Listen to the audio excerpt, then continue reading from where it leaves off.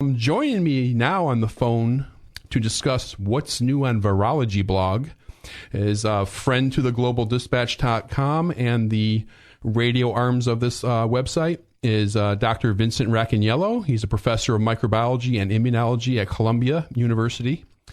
I personally I've never met him in person, but it is clear to me on what I've seen online that this man is highly, highly dedicated to virology education, and it's really an honor to have him on the show. One of his many projects that he does is running the website Virology blog, and you can find that at virology.ws.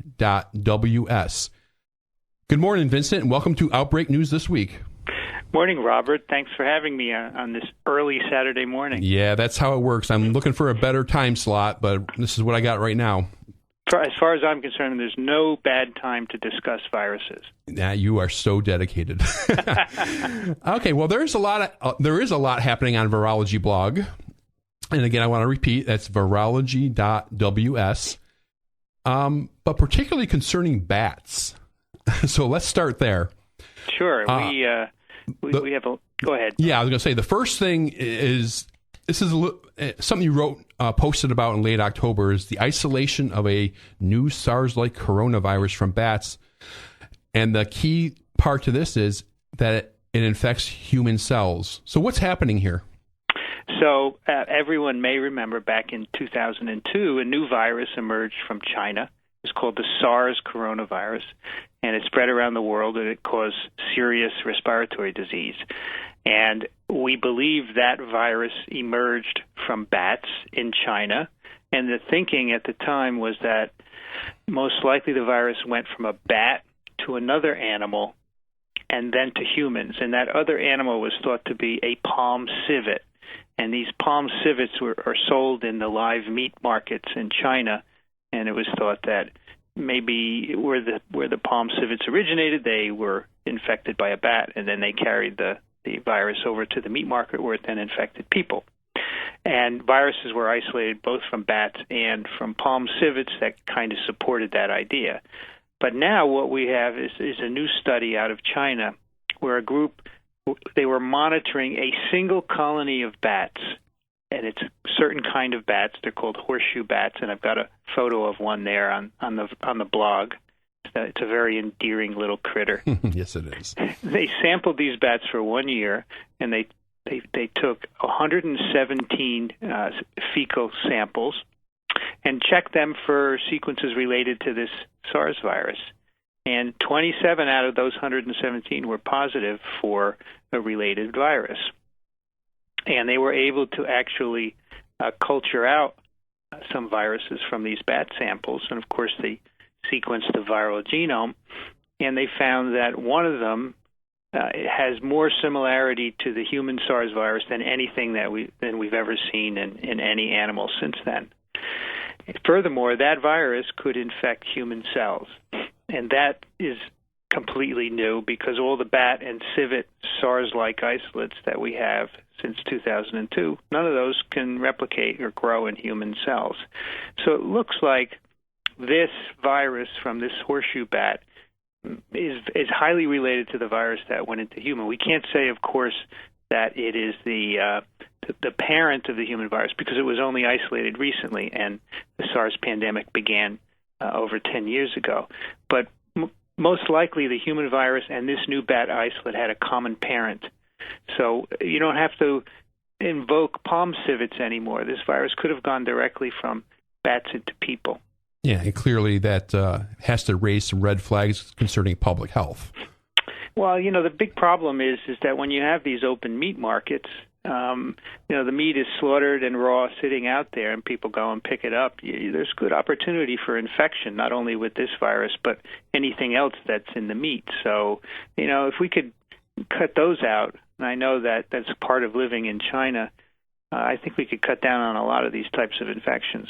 Sure.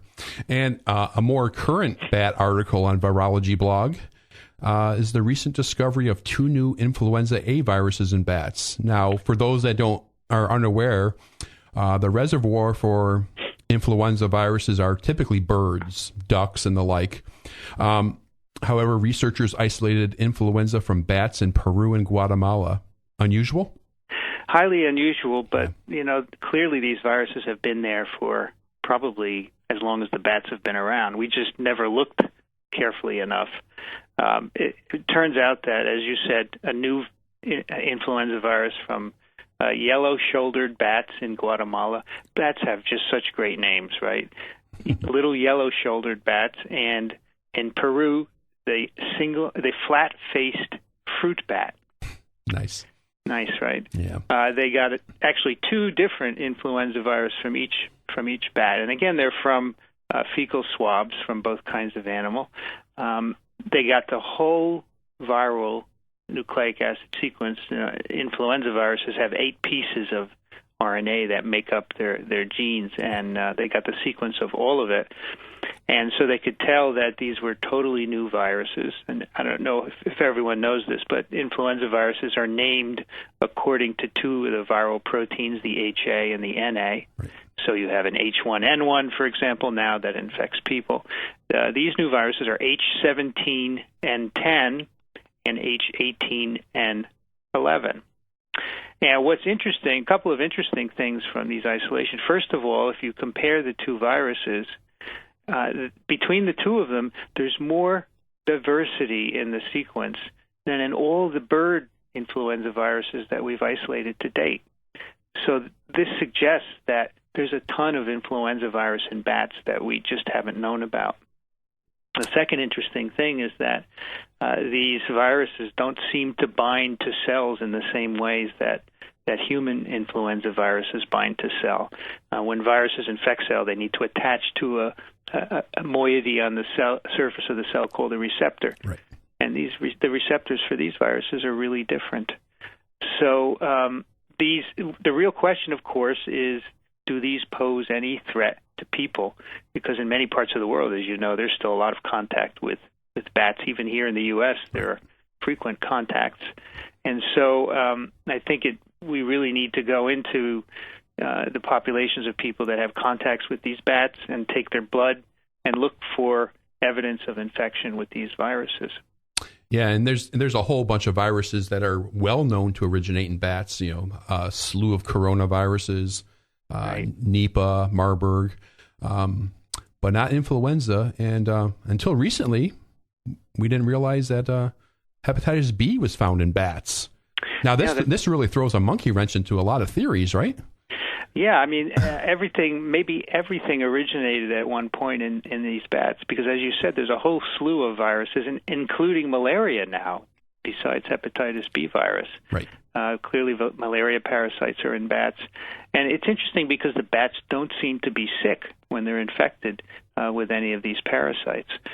So we really need to pay more attention to them. And this is really interesting because up until maybe 10 years ago, nobody really was studying what infected bats. It just goes to show that you always have to be ready for something new. Yeah, and with hepatitis B, I mean, what was originally, at least I probably still is thought, is there's no animal host at all. That's right. So there are hepatitis viruses in other animals, but they're not the source of human hepatitis, right? Yeah. So that does because I think you posted that because of that, much like smallpox, there was a possibility of eliminating it. That's right.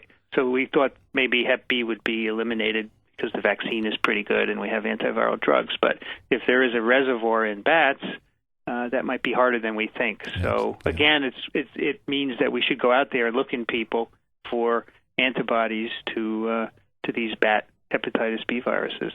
Right. Now, something else I find fascinating about Virology blog, that's virology.ws, is you write a lot of posts on influenza, and they're more like educational posts. And tell me more about what you're doing with the section called Influenza 101. So you're right, Robert. It turns out that as I write over the years, many of the posts, maybe the majority of the posts, are on influenza virus, because I think this is one of the viruses that gets a lot of attention, both from the press and the public and scientists. And when I write posts, on a blog, after about 10 posts or so, the posts disappear. Right. And there's no way for people to find them very easily. and I've always struggled with what to do. So I came up with a couple of sections to kind of collect articles that I write, and one of them is called Influenza 101.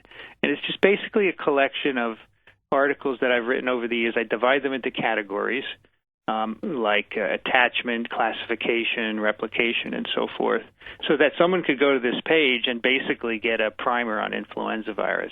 And the link to it is on the right-hand side at Virology blog, virology.ws/influenza-101. Yeah, I mean, I did check that out, and I have to say, if you are a student of microbiology or virology or biology, this would be a great source to supplement your studies. Possibly the most interesting thing I saw on Virology blog in the past month or so, I'm not sure how long it's been up there, but I have a sister that lives up north, but she spent many years of her adult life working and living in Boston. And you have a video on there called Threading the Needle. Right. And I was telling her about it this past weekend as she visited me down here in Florida. And I said, yeah, they have a BSL-4 lab they're building in the rice splat in the middle of Boston. Tell me more about that. So about a year ago, we got permission to go to this BSL-4 lab that is actually completed, and it's not up and running yet, but it hasn't been approved, right in the middle of the south end of Boston. So a BSL-4 lab, BSL standing for Biosafety Laboratory, is the kind of lab where you work in the most dangerous pathogens like Ebola viruses and Lassa fever. It's highly secure. You have to suit up when you work in there, and there are lots of precautions taken to make sure that none of the people working there are harmed and none of the agents worked with get outside into the environment and infect people. Now, this particular BSL-4, we have over a dozen of them in the U.S. This one was controversial because it's built right in the middle of a big city in the Northeast. So from the start, it was mired in controversy. And in fact, it has not been open for a long time. It's been completed for quite a while because the local citizens filed lawsuits to prevent it from opening. And so because it wasn't open yet, we were given the opportunity to go in. We filmed a documentary there with the American Society for Microbiology called Threading the Needle. And you can look at this. It's about an hour long, and it basically shows you how you get into one of these places, all the security in place, and how you would work in one. And I must tell you, I was amazed to do this. It was so thrilling to pull on that suit and do a little bit of work in this lab. And when I came out, I was convinced that it was completely safe. So my message to the citizens of Boston who are worried is don't worry about it. It's really safe. Yeah, that was pretty much my next question. Now, the video for the listeners, if you want to check it out on Virology blog, it's called Threading the Needle, Neidl. Now, other cities, Atlanta, they have a BSL-4 lab. Sure. Yeah. What do you call it? Frederick, Maryland. Frederick, there's one in Galveston as well. Yeah. So, but let me just get an opinion from you since I have you here. The Plum Island Animal Research Center. You're familiar with that, obviously, right? I've actually been there and worked on the island. Yeah. Okay, great. In your opinion, any concern about that moving to Manhattan, Kansas in the future, right there in the breadbasket? I heard that it's not going to happen. I don't know how reliable those reports are, but one of the viruses they work on in Plum Island is foot and mouth disease virus. That's a pathogen of cattle, and you can't work on that virus anywhere else in the U.S. because if it got into cattle, it would really do a big job on our cattle industry, which as you know is a big deal in this country. So if it got out in Kansas, Manhattan, Kansas, that could be a big problem, and not a lot of cows out on Long Island as far as I know. So I think it's probably better out there on Plum Island. I've been there. It's an island in the middle of the ocean there at the end of Long Island. You have to take a ferry to get to it, and it's pretty secure. So I would leave it there. I know that they would like a bigger, more modern facility in Manhattan, Kansas. That being said, if they built one in Manhattan, Kansas, I'm sure it would be absolutely safe, because having visited a BSL-4, they're really amazing. Okay, well, I appreciate your opinion on that. I know there's a lot of controversy in Kansas also concerning that. Yeah, I don't blame them. I mean, and I think part of the issue is that you really need to explain to people what you're doing. You can't just throw up a building without telling the neighbors what's going to go on. So that's why I think our video, our documentary at the Boston Needle is useful for people to see exactly what goes on in these facilities. Yeah, and like I said to the listeners, if you are interested, it's an hour-long video. It's called Threading the Needle, and you can find that on virology.ws. And let me go ahead and close, Vincent, with something you're well acquainted with, is polio. Mm-hmm. And I understand from my readings that you've been working with polio virus since '79. I have, yeah. Yeah. What's your take on what's going on with polio around the world right now? Well, particularly in Africa and the Middle East.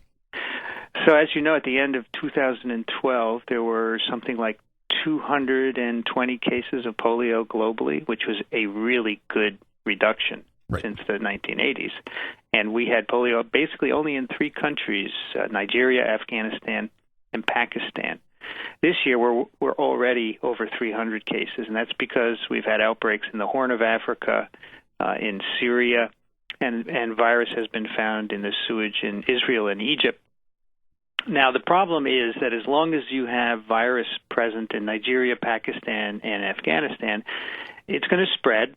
In some cases, it spreads silently, in which case I mean without any disease. So they found virus in the sewage in Egypt, for example, but no cases of polio. If you let your immunization rates drop, you're going to get an outbreak. So what happened in Syria was the immunization rates went from the 90% into 40% because of the civil war, and boom, as soon as the virus gets there, it's brought in by a traveler. You're going to get an outbreak of polio. So what it means is that you have to be incredibly vigilant, even if you don't have polio in your country, because modern travel brings the virus around the world very, very readily. In fact, I was just talking to someone yesterday and speculating that there is most likely virus in the sewers in the U.S., but we don't look for it in this country, mainly because we wouldn't know what to tell people if we found it. So here in the U.S., we have to keep the immunization rates against polio in the 90s. Otherwise, we're going to have an outbreak. So do I think we can eradicate polio in light of this? I still think we can, but it's not going to be easy. And the big problem is when you have conflict in a country that prevents immunization. And somehow we have to get beyond that. Yeah. We're seeing those problems in Pakistan, of course, and all the chaos in Syria. And I even published something yesterday concerning the aftermath of the typhoon in the Philippines, that the World Health Organization is there right now giving polio vaccinations to the children. Right. So anytime you have all that chaos, these infectious diseases pop back up. These vaccines that we have against polio really work well, and this disease is completely eradicable. But the problem is humans get in the way. Oh yeah, and I mean, and I think that's one of the issues, particularly in Africa, where you have all this warfare and chaos and stuff like that. I mean, they can never beat some of these diseases because, it's just out of control sometimes, and I think that we really need to get beyond the politics and the conflict, because we can prevent this infection from happening. We can eradicate the virus if we really put our minds to it. Is polio only found in humans also? Yes, it is only found in humans in the wild. So this is a perfect case. There are only 3 different types of polio viruses, and as far as we can tell, if we get rid of those, that's it. Yeah, and it looks like Afghanistan's getting really close. So very close. Yeah. Well, I appreciate you coming on, Vincent, and I hope we can have you on as a regular guest to do this segment, because virology is very interesting, and that's probably my weakest area of microbiology, so I really enjoy it. I've been talking to Columbia University professor of microbiology and immunology, Vincent Racaniello. Vincent, thanks for joining me this morning. Robert, it's a pleasure to talk about viruses anytime. I'd be happy to come whenever you'd like. Fantastic. Thanks, my friend. Thank you. Bye-bye. Bye.